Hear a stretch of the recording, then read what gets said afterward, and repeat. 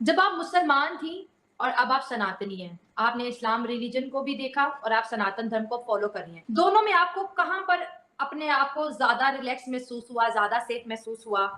क्या फ़र्क देखा आपने दोनों में? रिलैक्स तो मेरे को अभी सनातन में आके बहुत मिला, क्योंकि जो मैं मान सम्मान, मेरे को लगता है एक जानवर भी मान सम्मान का भूखा होता है, प्यार का, जो मुझे सनातन में आके मिला।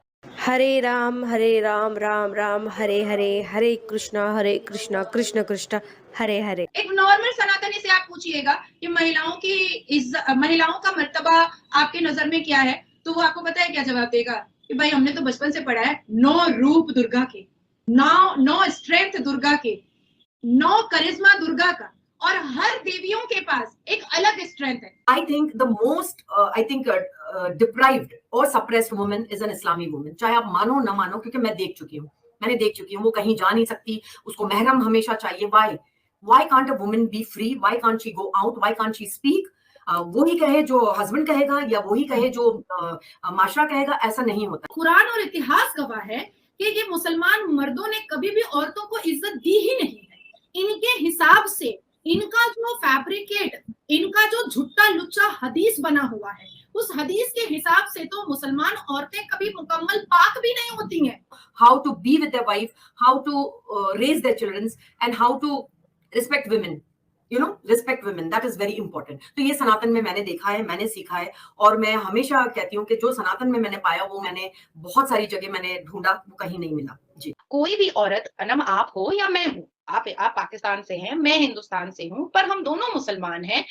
हम कभी नहीं चाहेंगे कि हमारे बेड पर 3 और महिलाएं हों और मेरा हस्बैंड 4 शरीरों से मजा ले रहा हो। हर दूसरा बंदा कहता है कि हम अरबियों के रिश्तेदार हैं। हालांकि आप अरबियों के रिश्तेदार किस तरह? आप तो सारे हिंदुओं, बिल्कुल आप हिंदुओं से हुए, सिख हुए या सिख, मैं आप खुद, मेरी अपनी जो एंसेस्ट्री है, over from Hindus to Sikh हुए, सिखों से मुसलमान हुए, मैं जाट बरादरी से।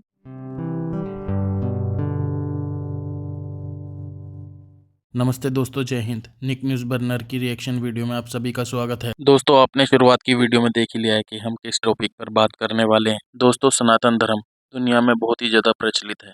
सनातन धर्म का प्रचलन अब इस्लामिक देशों में भी होने लगा है।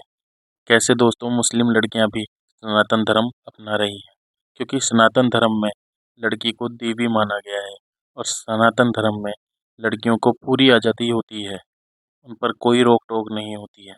दोस्तों, सनातन धर्म में नारी को लक्ष्मी का रूप भी कहा गया है और हमारे वेदों पुराणों में नारी को आदि शक्ति का भी रूप माना जाता है। और दोस्तों, ब्रह्मा विष्णु महेश भी अपनी शक्तियां इन्हीं देवियों से प्राप्त करते हैं। दोस्तों, सनातन धर्म में नारी के अस्तित्व को और उसके महत्व को भी समझाया गया है। दोस्तों, जैसे जैसे समय बीतता गया, हिंदू धर्म के पाखंडियों और मंदबुद्धियों ने नारी के अस्तित्व को समझा ही नहीं।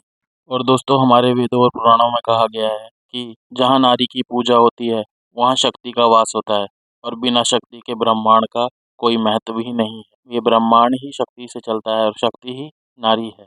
इसलिए दोस्तों, नारी की पूजा तो होनी ही चाहिए। और दोस्तों, जब ब्रह्मा विष्णु महेश भी किसी कार्य को सिद्ध नहीं कर सकते, तो वो भी आदिशक्ति का ही नाम जपते हैं, उन्हें याद करते हैं।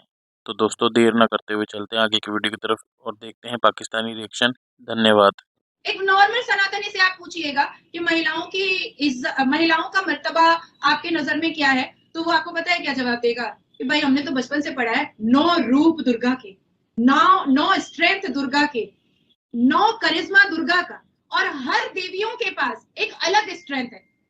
सरस्वती माँ के पास शिक्षा का स्ट्रेंथ है, लक्ष्मी माँ के पास धन का स्ट्रेंथ है, दुर्गा माँ के पास एक अलग स्ट्रेंथ है, धरती माँ के पास एक अलग स्ट्रेंथ है, काली माँ के पास एक अलग वैल्यूबल और इंपॉर्टेंट स्ट्रेंथ है। तो इस तरीके से 9 दुर्गा के 9 रूप है, 9 माए हैं, और जिसके अलग अलग स्ट्रेंथ को वैल्यूबल तरीके से सनातन धर्म में बताया गया है। अब आप मुझे बताइए कि कुरान में कहां पर औरत को वैल्यूबल बताया गया है? मुझे क्रिटिसाइज करना दूर से बैठ करके बहुत आसान है, लेकिन मेरे पास आकर के सामने बैठ करके मेरे साथ कन्फ्रंटेशन में जीत जाना very tough game. I am not an easy task.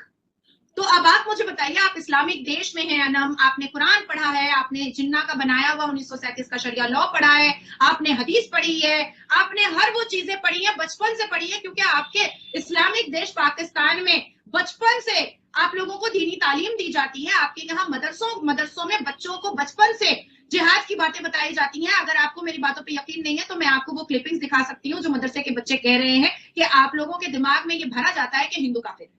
I think the most, deprived or suppressed woman is an Islami woman. चाहे आप मानो ना मानो, क्योंकि मैंने देख चुकी हूँ, वो कहीं जा नहीं सकती, उसको महरम हमेशा चाहिए.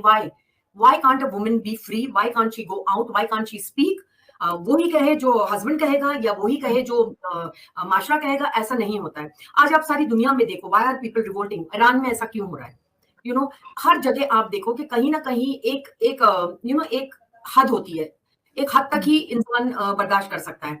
और सनातनी का मैं एक और बात कहूं कि वो स्पेस देना जानती है, क्योंकि उसको पता है उसका हस्बैंड नहीं जाएगा कहीं और. आप एक सनातनी वुमेन की बात मैं कहती हूँ कि उसको पता है उसका हस्बैंड यहाँ वहां नहीं जाएगा, वो 4 शादियां नहीं करेगा, वो उसको बच्चे पैदा करने की मशीन नहीं बनाएगा, और वो कभी नहीं करेगा ये सब, because he respects his wife.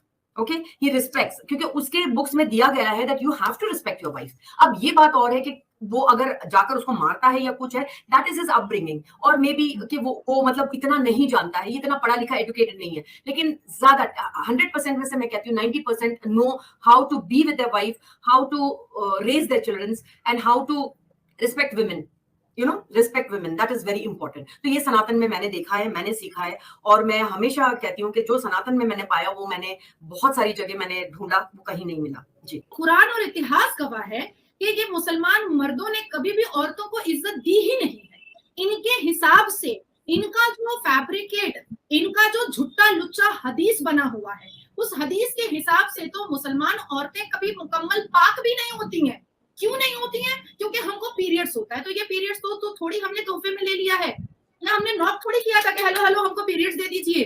हमने तो किया नहीं था, ये तो कुदरती है, ये तो कुदरत ने दिया है हमको, हम इसमें क्या कर सकते हैं.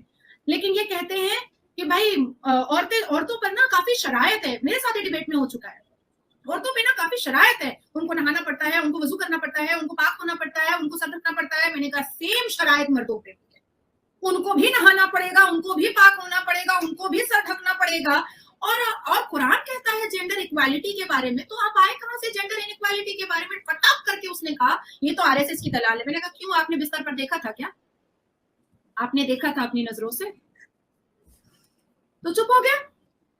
ये पाखंडी, ये जाहिल जपट जो कभी जिंदगी में मदरसे से बाहर नहीं निकला है, ये हम जैसी पढ़ी लिखी लड़कियों को सिखाएगा. ये हम जैसी पढ़ी लिखी लड़कियां जो जिसने संविधान पढ़ा है, जिसने आर्टिकल्स पढ़े हैं, जिसने कुरान को सही से पढ़ा है, वो उसको बताएगा कि क्या होता है कुरान और क्या होता है हदीस. कोई भी औरत, ना आप हो या मैं हूँ, आप पाकिस्तान से हैं, मैं हिंदुस्तान से हूँ, पर हम दोनों मुसलमान हैं. हम कभी नहीं चाहेंगे कि हमारे बेड पर 3 और महिलाएं हों और मेरा हस्बैंड 4 शरीक. दोस्तों अगर आपको हमारी वीडियो पसंद आई है तो प्लीज़ लाइक ज़रूर करें और साथ में शेयर करना ना भूलें. और साथ ही दोस्तों ऐसी ही लेटेस्ट वीडियो देखने के लिए हमारे चैनल को सब्सक्राइब करें, साथ ही बेल का आइकन जरूर दबाएं ताकि सबसे पहले आपको हमारी वीडियो की नोटिफिकेशन मिल सके. धन्यवाद.